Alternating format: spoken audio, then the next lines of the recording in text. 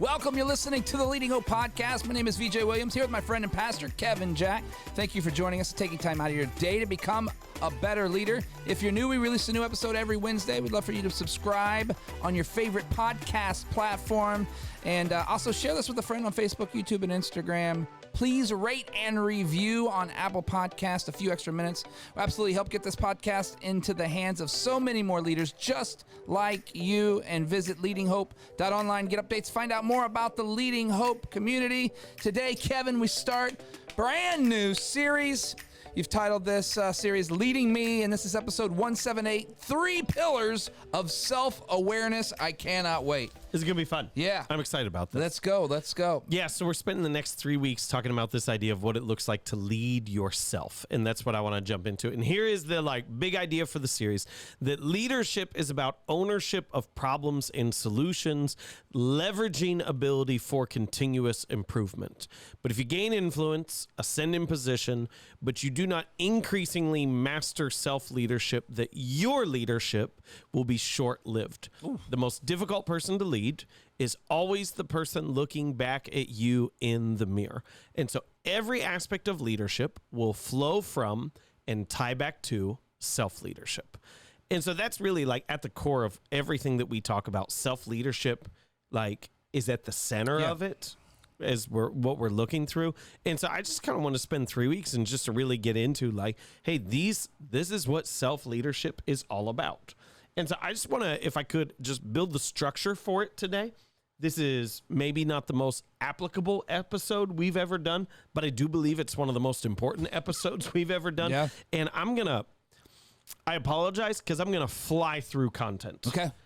All right. So you just kind of wave me down when you need to, just because I think there's so much here that I believe that to lead yourself well, you must know yourself. You must have a true foundation and an increasing grasp of self-awareness. And I believe that typically the 3 pillars we're going to talk about today, typically we have 1 overdeveloped, over-obsessed pillar and 2 that are completely unformed. And so the 3 pillars, I believe, of self-awareness are: first, who are you? Second, what do you want? And third, are you willing to do what is necessary to get there? Or if I could ask it differently, what would you be willing to do to get there? So, who are you? I believe this is the overdeveloped pillar. And the 2 underdeveloped ones, what do you want? And are you willing to do what is necessary to get there? So let's jump into the first one. Who are you? Aspects of this: your character, your personality, your gifting, your ethos, or we could talk about it like this: your culture that you carry with you. These are all part of the discussion of who you are. And if I could just kind of break these down a little bit, how well do you know your character? How well do you know, the question I put in my notes for this, are you lying to yourself about what could potentially destroy you? And are you shaking off or actively combating truths that are uncomfortable? Ooh. Because that's the tendency, is sort of well, you're this. No, I'm not. Well, you might be. Possibly. It could be part of who you are. Yep. How well do you know your character? How well do you know your personality? I think this is probably the most overdeveloped one in comparison. And don't hear me knocking on personality tests in any way, okay? Because I think they're important. I think they're helpful. I just think we over-obsess on personality tests and we don't grasp the other pieces. Ooh. I would love for someone to put together, I'm not equipped to do it, a character test. Yeah. And to say, just to model out, these are the virtues in healthy character. These are the ones that you are deficient in. These are the ones that you're strong in. So the character test would tell you why you behave a certain way? It would tell you the parts of your character that you need to be concerned about. Ooh. I think that'd be fascinating. Let's do that. I'm not equipped to do that. Yeah. Disagree. But I might be one day. So what energizes you? Are you willing to do what's necessary to get there? Your butt. That's how I feel in this very moment. Sorry. We're going to keep moving. Yep. So personality, there's 1,000 of these. I don't need to get far into it. DISC, Enneagram, Myers-Briggs, leading from your strengths, just to have that sense of hey, what energizes you, what doesn't. Gifting. This is so important. We try to operate in other people's gifting because we see the impact of their gifting clearer than the impact of our own gifting. And the reality is you can't live out your calling in someone else's gifting. You can only live it out in your gifting. Yeah. And so this is one of the pillars of self-leadership, okay? Because you can't, part of leadership is effectively deploying strengths. You can't effectively lead yourself if you don't know what your own strengths are. You can't deploy your own strengths if you're unaware of them, if you're constantly looking to someone else's. So this is why it's part of self-awareness. And then ethos, I love this idea of like your culture that you carry with you. This is the emotional intelligence component to it. If you want a shorthand, we've talked about this before in other episodes. Yes. The question, your favorite question, you love it. That's a tough one. What's it like to be on the other side of me? We got that question from Jeff Henderson. What's it like to be on the other side of the me? I think is the quickest way for you to grasp. And then, wait, sorry, I didn't say it fully because I don't want to say, what's it like to be on the other side of me? And then you say nothing. Yeah, right. And you listen. Can't react. And you take notes. Yep. And you don't counteract what they say, even if it's uncomfortable. Nope, you're wrong. Yep.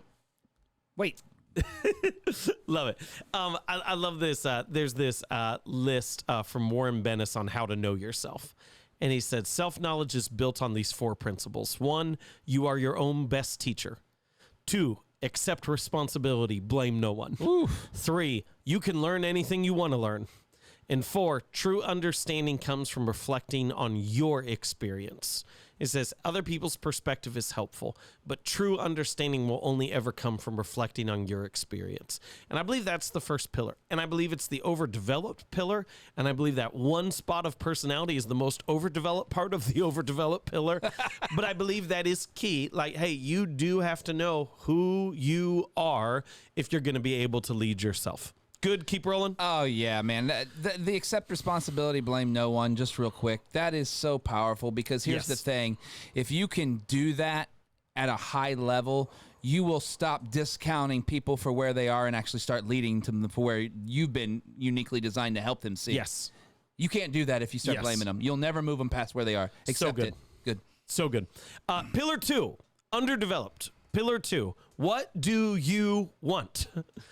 I believe this is one aspect of self-leadership that is almost completely unformed, that people set out to be leaders without knowing why.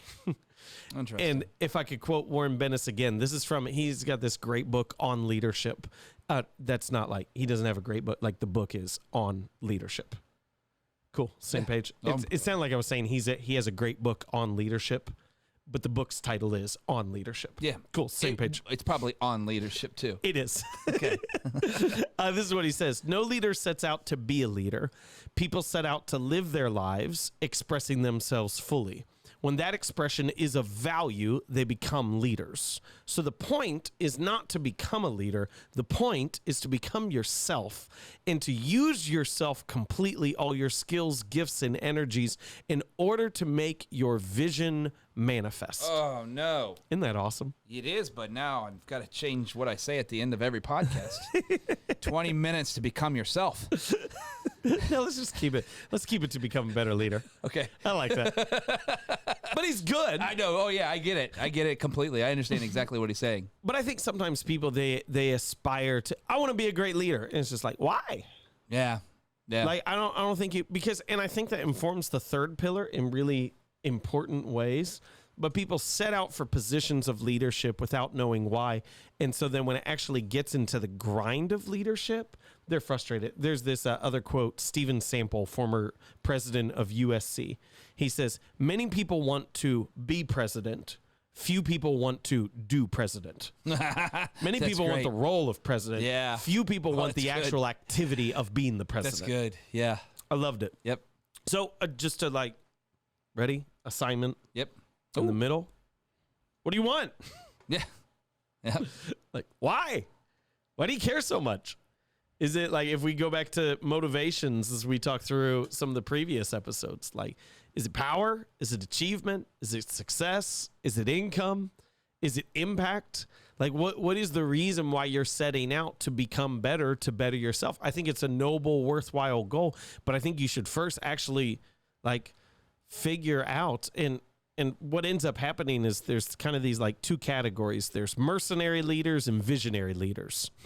Mercenary leaders get hired for a task and they stay in it until they complete the task or complete whatever it is that they set out to do. Visionary leaders actually have the vision that they want to seek to accomplish. Mercenary leaders won't change because they believe they are the ones who brings values. Visionary leaders will become what the situation demands that what is needed for them to become in order to make it better. Mercenary leaders will always bail whenever the time has come. Visionary leaders will figure out ways to reinvent themselves and transform the organizations that they're in because they care so deeply about it. Good. And it all flows from this first idea. What do you actually want? Pillar 3, are you willing to do what is necessary to get there? Angela Duckworth, great book titled Grit, which is on grit. It's kind of the theme. I thought you were going to tell us like what like platforms it was on when you said that. Like you can pick that up at Amazon. Oh, your podcast platform. Oh, your podcast platform. Angela Duckworth. She's got this statement. Grit is the combination of passion and perseverance. This is the important piece. That is a stronger predictor of high achievement than intelligence, talents, or other personality traits. And I've shared, my belief is I believe people over obsess on personality traits and they completely under focus on what do they actually want and are they willing to do what is necessary in order for them to get there. One of the great phrases coming from scripture is this idea that we are to count the cost. Ooh. That when we look to the future, and most people don't ever do that, okay? And so like, let me say first, look to the future of what you actually want to do, and more importantly, who you want to become from that. And then to actually pause before you face all the obstacles and difficulties and say, am I willing to go through what I'm going to have to go through in order to get there? Because I don't want to find halfway through that trip that I actually didn't want to endure that much difficulty. I don't want to realize halfway down, like no one would say like, we're going to set out on a 4-hour car trip, but we're only going to have gas for 2 hours because it is my plan to run on empty halfway there. And then there's a crisis. So like, but we do that in leadership all the time. It's like, we want to get here. Okay. What's that actually going to take? What's that going to require? Am I willing to do that? Sam Chand in his amazing book, Leadership Pain, says the difference between where you are and where you want to be is the pain that you're willing to endure. And so when you look at this idea of, hey, what's it mean for me to lead me? Everything I do is going to flow out of how I lead myself. Everything's going to come back to how I lead myself. And the pillars, the foundation for self-leadership is an awareness of, first, who am I? Who are you? What's that look like? Second, what do you want? Not what does your organization want? What do you want? What is your vision? And then the third piece, are you willing to endure what you have to endure? Are you willing to do what is necessary in order to get there? Woo. Man, there is, this one's one of those ones that if you're listening to, you're like, man, we're talking about self-awareness and now I have to be self-aware. Like, right? Like, I mean, that's the whole thing. And I don't, whoever you are listening, if you're like me, you're going, man, like what are you willing? Well, let me start the other place with self-awareness in general. I have a couple of these pet peeve, I guess you would, for self-aware, which isn't self-aware. It's actually other people. But like, you ever notice people like that are like standing in the middle of traffic areas?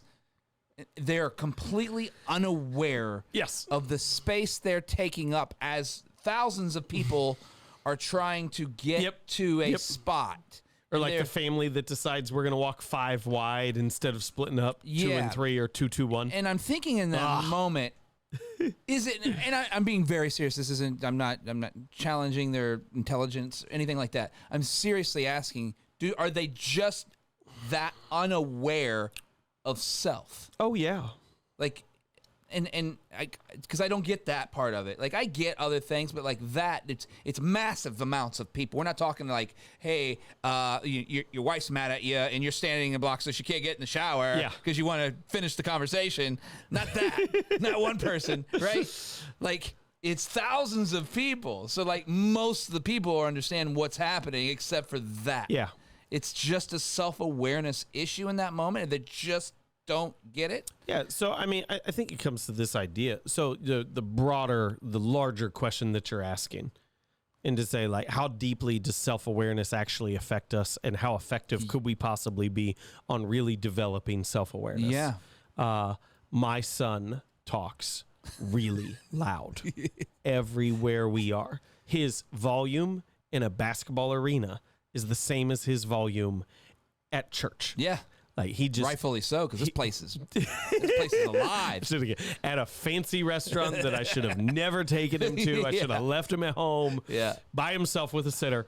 Yeah. Like, and so we like understand that like self-awareness, actually becoming aware of these different pieces, it's not a small thing. Right. It's not an easy game. Yeah. And I would not be in the camp that would say there's a ceiling on your self-awareness. Yeah. I know there's some who would to go, well, you're just not that emotionally intelligent. Right. I believe emotional intelligence actually flows from self-awareness in a lot of ways. Oh, that's good. And I don't think there's a cap. I think the reality is most people don't actually do the hard work to discover it, or rather than discovering what their character actually is, they'd rather do the Harry Potter test to figure out which house they're a part of. Yeah. Okay. Yeah. So is there a way for this is a self-awareness. Yeah. So it excludes being led except by yourself. Yep. So no leader, are we saying that you can't be led about being self-aware from anything, and it's completely dependent on you, or maybe you praying to God to move you? Like no leader can help you be self-aware. Well, I would say, and this is going to sound really weird. Yeah. Okay. I believe there's like two weird things that give us a heightened sense of self-awareness. Yeah. And they sound counterintuitive, and they are healthy community and solitude. That's awesome. That's great. I know. Doesn't it sound so ridiculous? Yeah. What do I need? You need healthy community, need both. because healthy community will naturally call you out on these things. I was telling my kids the other day, ready? Yeah. That they said, right, we're driving home, and one of my kids is telling a forever long story, and all their siblings are complaining about it. And they're like, none of my friends complain about my long stories. Oh. And I just paused and I said, listen, let me explain this to you. You have the gift of siblings. Your friends are concerned that you will no longer like them if you call them out. Your siblings know that they're stuck with you and they have to live with you, and so they don't care. Like, the beauty of having siblings is they iron out a whole bunch of our personality flaws along the way because they don't care. Right. But like, that's what healthy community does. Healthy community calls out in a loving way. But the other side of it is also a willingness to be by yourself. Yeah. And like we get in like the power of actually reflection. That was Warren Bennis's list. True understanding comes from reflecting on your experience. Yeah. And most of us are so afraid to be alone because we don't know where our minds are going to race. And our minds are actually at times racing to the things that they need to. That's good. That's really good. Good stuff. I don't have a lot of time left to get into the other one, but I just say that are you willing to do what is necessary to get there? I think that's that's an age-old question. Yeah. Jesus looks at the guy and says, "Do you want to be healed?" Yeah. Right. And then for me, it's like there's a lot of things I'm willing to suffer for. That being one, to spread the gospel. Yep. I really am. I believe that in my heart. Like, I am willing to suffer, whatever that looks like for me. Yep. Am I willing to suffer to get in the gym right now? Uh-oh. Right? Yep. Like, and I think that's where the crossroads is for being self-aware and what you're willing to do, because I think all of us can get in shape for our body types, heights, all that. Like, everybody has the ability. Are you willing It's good to actually do that? And right now in my life, I have not been willing to do that. I have, and I need to be willing to do that. Good response. I need to do that, but I'm doing in all these areas that I feel that's enough. Yeah. But it's not enough. Good for you, Vic. And so that's a good stop place for me on this series. So let me give an assignment on that idea of are you willing to do what is necessary to get there? And that is this: your pain tolerance doesn't jump. Your pain tolerance builds over time. That's good. So if I go like hospital chart, like what's your level of pain 1 through 10? You don't jump from a Like, oh, I'm a 3, but I know I can be an 8. No, 4, 5, 6, 7. Like your pain tolerance, like if we go back to the quote, the difference between where you are and where you're willing to be is the pain you're willing to endure. Yeah. I don't want you to overestimate your pain tolerance. And the way to discover your pain tolerance is to literally list out the struggles you've gone through and how significant they are. And that's just really simple to say. So if you've got a massive vision, I don't want you to be shy about pursuing a massive vision. But if you've never gone through anything really that difficult, if the most significant loss you've endured was your pet goldfish when you were 5, and you can't describe any other loss than that, if the hardest decision you've had to make was which pair of shoes to buy, you do not have a high pain tolerance. Like you have the potential for a high pain tolerance. But to say it as like you can really quickly identify what is your current pain tolerance by listing out the difficulty you've already endured. And even going through that can help increase that. So that's just like an easy, quick assignment to help figure out where you are on pillar number 3. And then you can increase it over time. A quick assignment is fun for everyone. Thank you for joining us today. It's incredible. I know you've been staring at this hat the entire episode. It says, Ask Me About Sundays. Check out obsessedwiththeone.com. You can check out all that cool stuff there. We'll talk about it more later, but I know someone's staring at it and they wanted to know. If you're new to the podcast or haven't yet subscribed, we would love for you to do that now. Also post about it, rate and review, or both. You won't believe how that helps get this podcast in the hands of so many more leaders just like you, trying to get better like us. We love hearing your stories, how the podcast is working in your life or business. Just send that to us, leadinghope.online, and we'd love to hear from you. And remember, everyone has 20 minutes to learn to become a better leader. Make it count. Ha! Woo!